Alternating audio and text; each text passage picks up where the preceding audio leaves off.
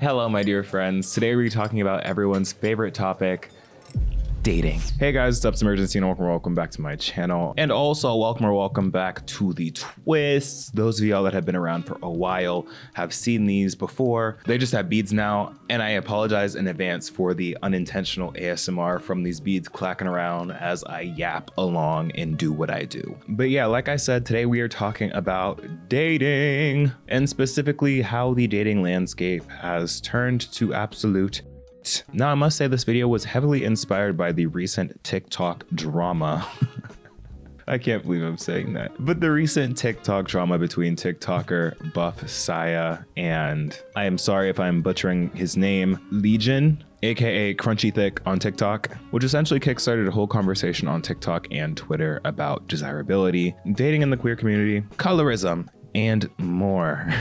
And we're going to be digging into some of that, my friends, along with getting into just other pitfalls or things that just suck about the modern dating landscape that we are currently living in and through. So if any of that sounds of interest to you, strap in, subscribe, leave a like, and follow me on my socials everywhere: Instagram, TikTok, Twitter, all at Imurgency. I am currently in my short form bag, so if you want to see some short form content from me looking cute, day-to-day life, you know the vibes, then make sure to follow me on my other socials at Imurgency. You can also, if you're feeling super generous and want 2 exclusive and additional videos a month, along with early access to every single one of these videos, you can click the join button to become a channel member today for as low as $1 a month. But let's get into today's video topic, shall we? So here's a quick Cliff Notes summary of what went down on TikTok and what kickstarted this whole conversation around dating and desirability. So essentially, you have this one conventionally attractive TikToker, Buff Saya,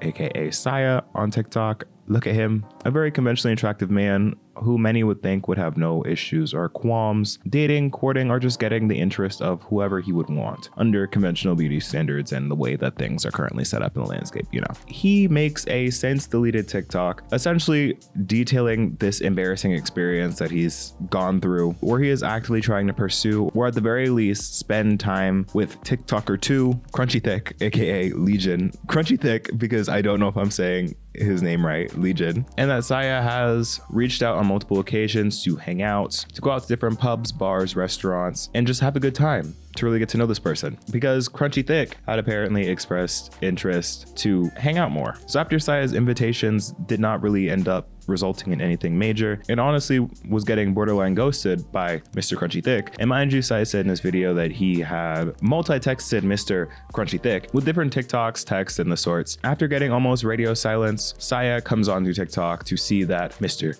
Crunchy Thick has posted a TikTok talking about how he hates being invited to go eat or do things like that, and he would rather spend his time doing activities. I'm tired of people asking to do activities, and their activities are like, let's go get brunch, let's go get dinner. That's not an activity, that's just eating food.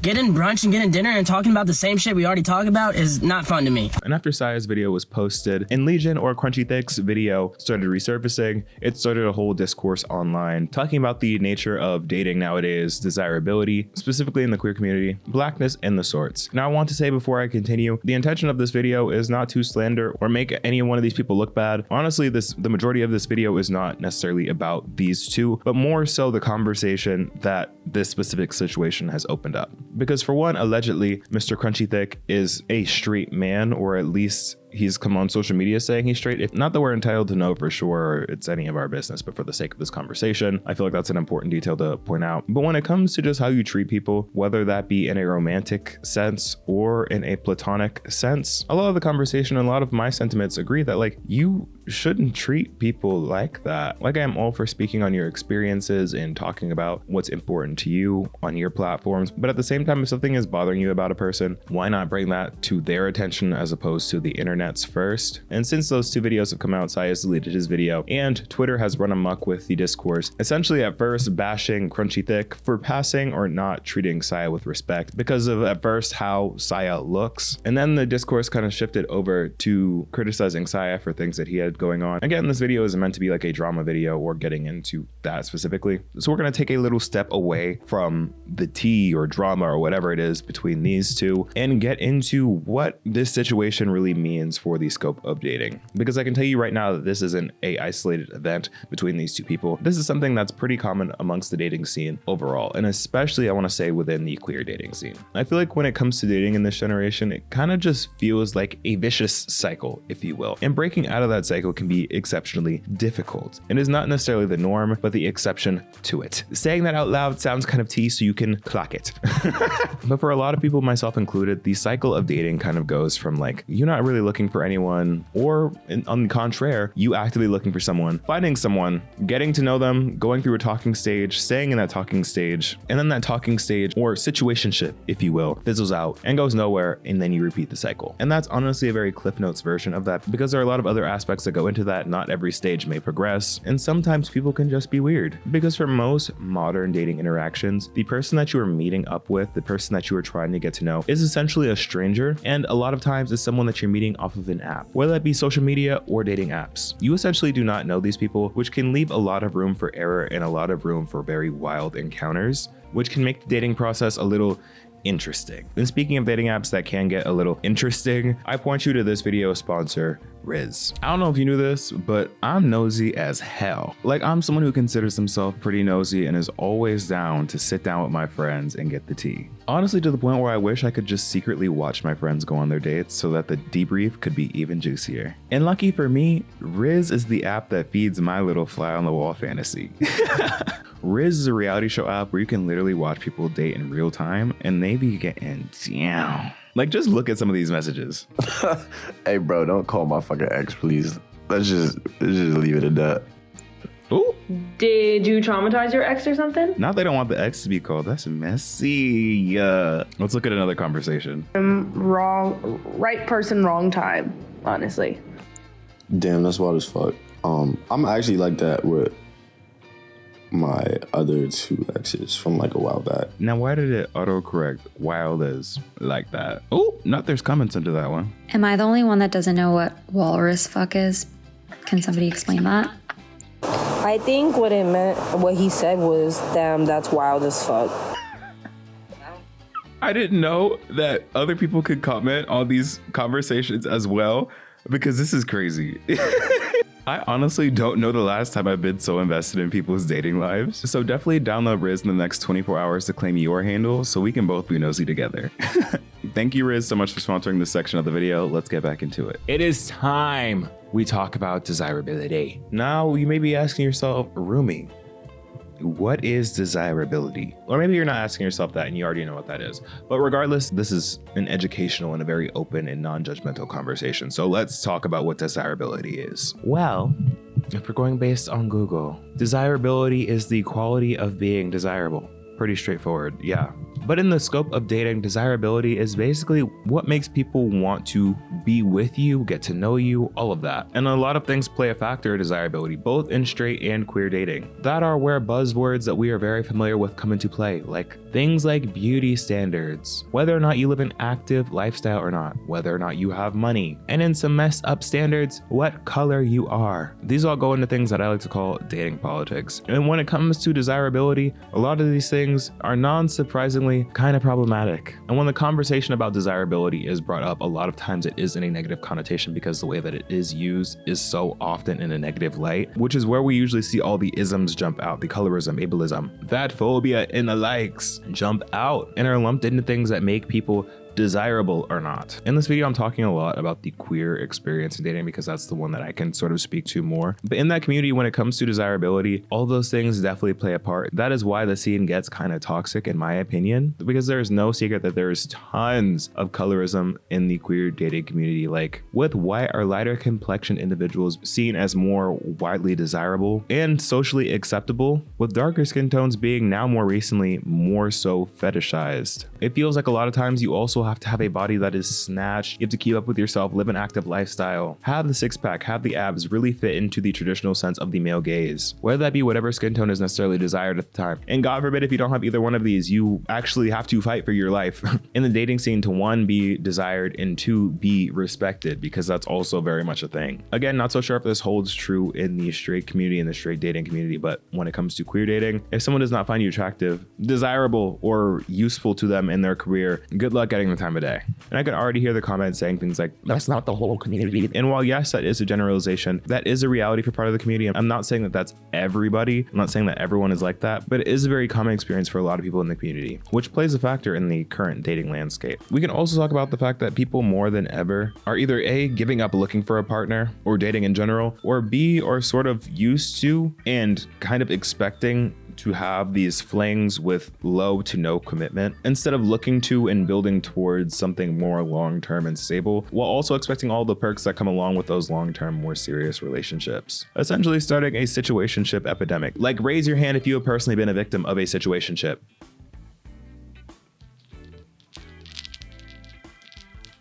That's what I thought. Like, it feels like a lot of times people in the dating pool are afraid of vulnerability, are afraid to really trust, which that one makes sense, and to actually build something real with somebody. So it always feels like things are going good, but then when things go too good, then one person gets scared, then runs away, and then ends everything for the both of you. And you're kind of just like, oh, well, I guess we're here. And I feel like that kind of just speaks to the nature of the dating pool, where A, you have to sort through like all the weirdos, all the people that are secretly or not so secretly, those isms, those ists, all those more so toxic things that we've talked about before, while also navigating the people that are afraid of the vulnerability, are not emotionally available, and don't necessarily want anything long term, compounded by the fact that the way that our dating system is kind of set up right now is sort of banking on the use of dating apps, which, hold on, I'm going to go on a whole aside about traditional dating apps right now. Dating apps honestly frustrate me because they take out one of the most crucial factors of starting a relationship and having a healthy relationship. Not that I don't necessarily know what that is, but dating apps set you up with the pretense that you are going to have a romantic relationship with this person. Like, that is so strange. And I think we need to talk about that more. It is so strange that we voluntarily sign up to place ourselves in front of these strangers with the intention of dating them. Like, you pull up on someone and meet them for the first time thinking like, oh my God, am I about to spend the rest of my life with this person? That is insane. That is not normal. Because most of the time when you're meeting these people, you decide to meet up with them and have those conversations and have those dates with them solely based on if you find them physically attractive and after figuring out their sign, favorite color, and whether or not they're actually a serial killer or not. Like, that is a crazy basis for pulling up on a date and being like, oh my God, this might be the one. But we do it time and time again. We are all guilty of it. And it is crazy. I feel like a lot of what makes a good relationship strong and gives a good foundation is, and don't fight me on this, I know some of y'all like to tussle and don't necessarily agree with this, but a solid friendship, you know, a solid ground of knowing like, okay, y'all at least mess with each other on a foundational, like, I care about you as a person level outside of like the romantic interest level of it all. So that you know whether or not this is someone you want to pursue, take seriously, and see something through long term with. Rant done. Well, partially. But oftentimes when people ask what the solution is for that if we aren't going to do dating apps, most people say like meet people organically and meet people in the spaces that you normally like to go to, because that will mean that you are more so aligned interest-wise with the person you're looking to date. But then that kind of brings it back to the whole thing of like third spaces and how third spaces are kind of going away, or at least aren't as popular, or no one really has time to go to a third space. Like, just chill around at a coffee shop or just linger around some of your favorite places or some places that you would like to go to in your dream lifestyle. A lot of people don't have the luxury of time and to go to those places on a frequent enough basis where you would be more likely to run into someone like that. Like, I'm personally not looking for anyone right now, but if I was, I would be purged at one of my favorite coffee shops, looking all mysterious, looking left to right, like,